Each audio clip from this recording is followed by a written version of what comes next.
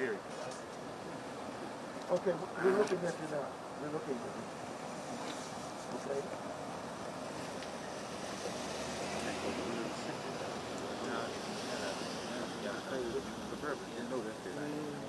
Terry Sawyer, I'm the president here at Loyola University, Maryland. Welcome. Thank you very much. Pleasure to have you here. I'm sorry we are.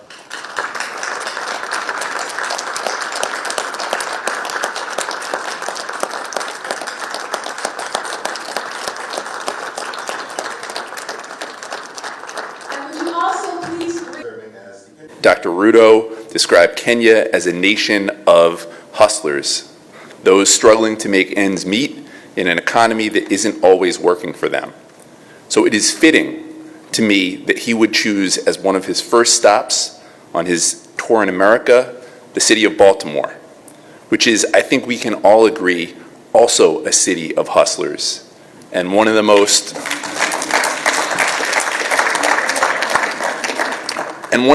resilient, scrappy, hardworking places in the world. Baltimoreans know how to take a punch, and we keep going. It's also a great honor to be here with my friend, Dr. Kay Whitehead, who I saw earlier in the day. The Carson Institute is bringing a lens of peace and justice and anti-racism that is badly needed in our city and, frankly, in our country and world.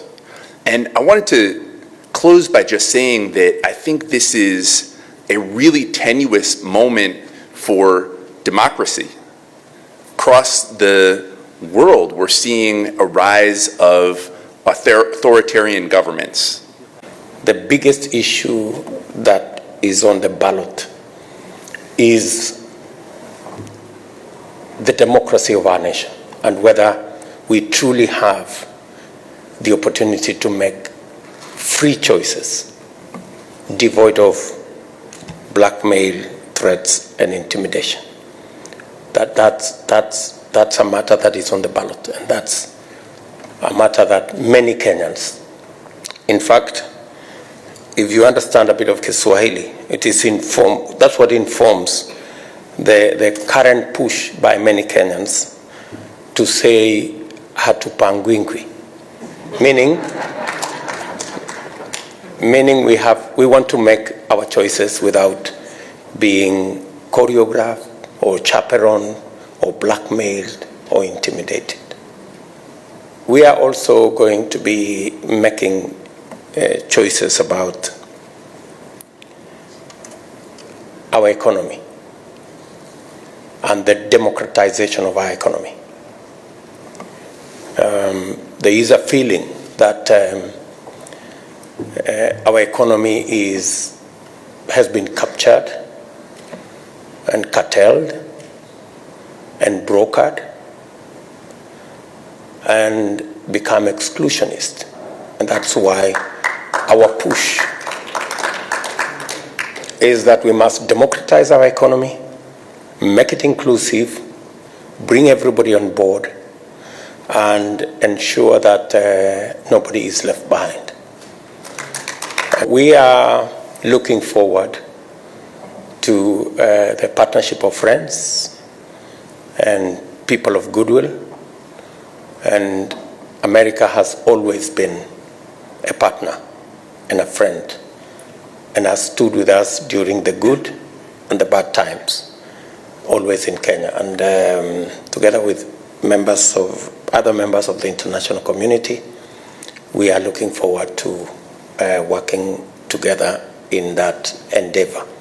It is said that injustice anywhere is a threat to justice everywhere. So whatever is happening, whether it is happening in Ukraine or in any part of the globe, is a source of concern for all of us. And the statement that was issued by the government of Kenya at the UN, for example, was laced with one of the statements that Dr. Kay's institute, this Carson Institute, about race. That even in a situation of war like in Ukraine, you still have people who want to practice racism, who gets rescued first, you know? And even in a situation of war, it's mind-boggling that people can still have the space to practice racism. You inspire us as Kenyans to also claim our space and be free from the many trappings that in the journey of making a nation become part of the struggles that we have to go through. The country is deep in discussion about our democracy, the status of our democracy, the threat to our democracy, and the freedom of choice that people can choose freely without blackmail, intimidation, threats, which in the life of a nation sometimes become part of the hurdles that we have to go through. Okay, Madam Coletta. Wow. Habari. Thank you very much, Eunice. Thank you, Fred Mosh.